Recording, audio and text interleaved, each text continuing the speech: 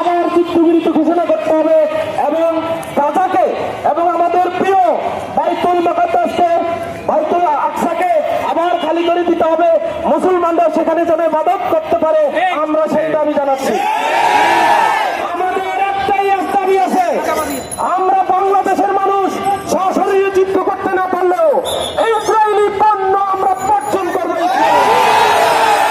বাংলাদেশে কোনোভাবে ইসরায়েলি পণ্য মার্কেটিং করতে পারবে না।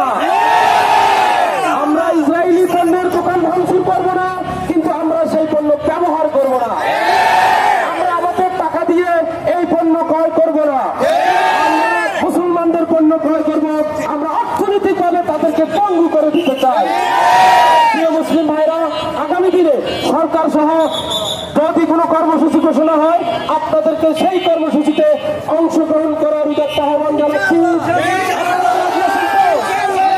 আজকে আমরা সহ আপনারা যেই কার্যক্রম করেছে, মহান আল্লাহর নিকট দোয়া করি তাদের ওই জালিমদেরকে আবাবিল পাখি পাঠিয়ে যেন ধ্বংস করে দেওয়া হয়।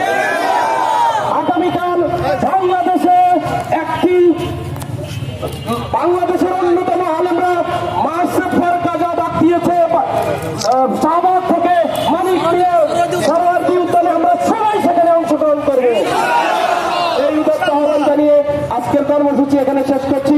আপনি সবাই ভালো থাকুন। আল্লাহ হাফেজ। আসসালামু আলাইকুম ওয়া রাহমাতুল্লাহ।